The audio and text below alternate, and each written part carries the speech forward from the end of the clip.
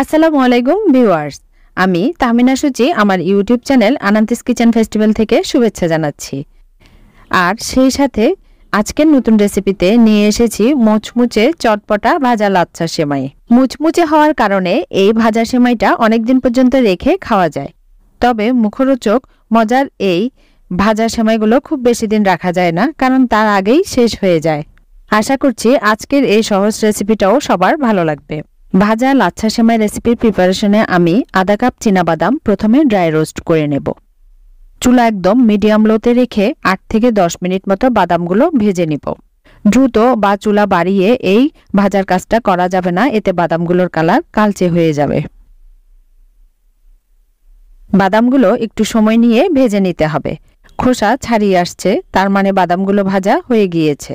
এই বাদামের পরিবর্তে কেউ চাইলে কাজু বা অন্য যে কোনো কাঠবাদামও দিতে পারেন।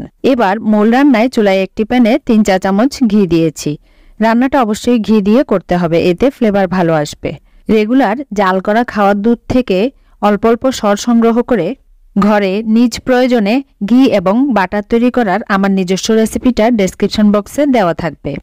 চুলা একদম লোতে রেখে ড্রাই রোস্ট করা বাদামগুলো এবার প্রথমে ঘিতে ভেজে নিচ্ছি। 2 থেকে 3 মিনিট ভাজার পর চুলা বন্ধ করে দিচ্ছি। এ পর্যায়ে দিয়ে দিচ্ছি বেশ খানিকটা কিশমিশ, প্রায় 1/3 কাপের মতো হবে। কিশমিশ এবং বাদামগুলো আরও মিনিট দেড়েক ভেজে নেব। কিশমিশগুলো ভেজে ফুলে উঠেছে, কিছুটা উপরে গার্নিশের জন্য তুলে নিচ্ছি। এ পর্যায়ে দিয়ে দিচ্ছি 1 প্যাকেট লাচ্ছা সেমাই। আপনারা যে কোনো ধরনের লাচ্ছা সেমাইয়ের প্যাকেট নিলেই চলবে।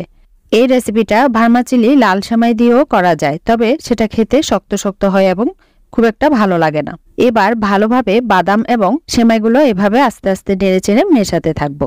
মেশানোর এ পর্যায়ে দিচ্ছি সামান্য লবণ, মিশিয়ে নিচ্ছি। এবারে দিচ্ছি চিনি পছন্দ মতো, 4 টেবিল চামচের মতো হবে। আবারও মিশিয়ে নিচ্ছি। এই ভাজা সেমাইয়ে চিনি বেশি হলে খেতে খুব একটা ভালো লাগে না, কম চিনিতেই ভালো লাগে। যেহেতু এটা ভাজা ভাজা, তাই চিনিগুলো গলে যাবে না, আস্ত ভাজা ভাজা হয়ে থাকবে। এবারে দিচ্ছি 2 টেবিল চামচ গুঁড়া দুধ। গুঁড়া দুধ দিলে টেস্টটা অনেকখানি বেড়ে যায়, এর বদলে মাওয়াও দেওয়া যেতে পারে। এই রান্নাটা যেমন সব ড্রাই আইটেম পরপর দিয়ে মেশাতে মেশাতে শেষ হয়ে যায়, তেমনি খেতেও খুব একটা বেশি সময় লাগে না। পরিবারের কয়েকজন মিলে বসলে এক বসাতেই শেষ।